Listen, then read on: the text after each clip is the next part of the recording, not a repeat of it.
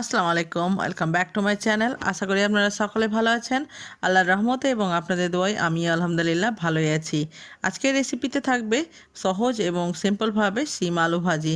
বন্ধুরা, এই শিম আলু ভাজিটা কিন্তু রুটি দিয়ে খেতে বেশ ভালো লাগে এবং আমি আপনাদের কাছে সহজভাবে এটাকে দেখানোর চেষ্টা করেছি। এবং হালকা শীত পড়লে কিন্তু এই শিমটা বাজারে পাওয়া যায় অতি সহজেই। তাহলে চলুন দেখা যাক। আমি গ্যাসে একটা কড়াই চাপিয়ে দিয়েছি এবং কড়াইয়ে দিয়ে দিলাম 1 কাপ পরিমাণ মতো জল, দিয়ে দিব সামান্য পরিমাণ হলুদ গুঁড়ো এবং স্বাদ মতো লবণ, দিয়ে আমি এটাকে ঢাকা দিয়ে দিব ফুটতে দেওয়ার জন্য। চুলোর আঁচটাকে হাইয়ে রেখেছি এবং এটা যখন ফুটে যাবে তখন আমি ঢাকনাটা খুলে দিব। দিয়ে আমি এখানে নিয়েছি আগে থেকে ভালোভাবে ধুয়ে রাখা সিম। আমি সিমটাকে অর্ধেক টুকরো করে নিয়েছি, মানে একটা সিমের দুটো টুকরো করেছি, এবং দেখে নিতে হবে যে এর মধ্যে যেন কোনো পোকা না থাকে।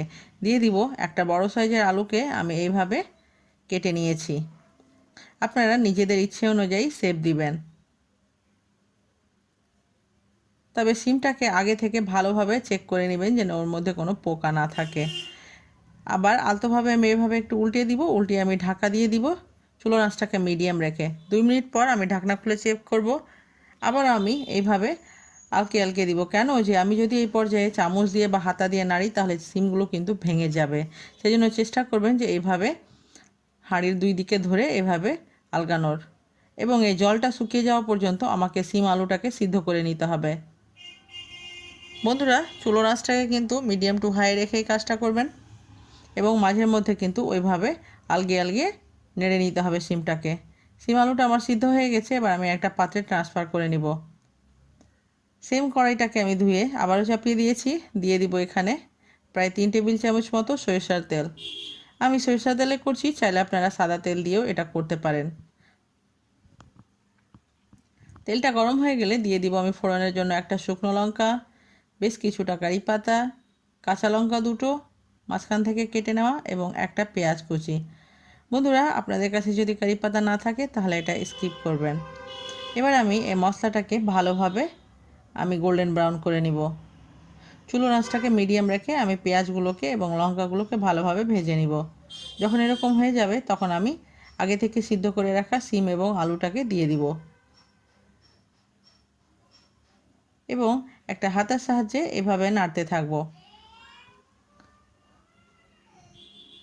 যেন তেলের বা মশলার সঙ্গে ভালোভাবে আলু এবং সিমটা মিশে যায়। আবারও আমি 2 দিকে ধরে এভাবে আলগাতে থাকব আর ঢাকা দিয়ে আমি এটাকে লো হিটে রাখবো 2 মিনিটের জন্য, যেন ভালোভাবে মশলার সঙ্গে এটা কষিয়ে যায়। আবারও ঢাকনা খুলে একটু নেড়ে দিব। বন্ধুরা, আমার চ্যানেলে যদি নতুন থাকবেন তো চ্যানেলটাকে অবশ্যই সাবস্ক্রাইব করবেন আর পাশে থাকা বেল আইকনটি প্রেস করে অল নোটিফিকেশান অন করবেন। আবার আমি ঢাকা দিয়ে রেখেছিলাম 2 মিনিটের মতো। ঢাকনা খুলে আমি নেড়ে নিব এটাকে, আবারও ঢেকে দিব। এভাবে আমি 2 থেকে 3 বার করেছি। আর আমার রেসিপি যদি আপনাদের কাছে ভালো লাগে তো অবশ্যই লাইক করবেন এবং শেয়ার করবেন। এবার ঢাকনা খুলে দিব। ঢাকনা খুলে আমি এটাকে হালকা হাতে আবারও নেড়ে নিব, যেন এমনভাবে নাড়তে হবে যেন শিমগুলো না ভেঙে যায়। এই পর্যায়ে আমি অ্যাড করব ভেজে রাখা জিরে গুঁড়ো। বন্ধুরা, জিরে গুঁড়োটা অ্যাড করবেন, দেখবেন টেস্ট বেশ খেতে ভালো লাগবে, এবং অবশ্যই ভাজা জিরে গুঁড়ো অ্যাড করবেন। আবারও নেড়ে এটাকে আমি ভালোভাবে নেড়ে নিব এবং এখন আমি পরিবেশন করে নিব।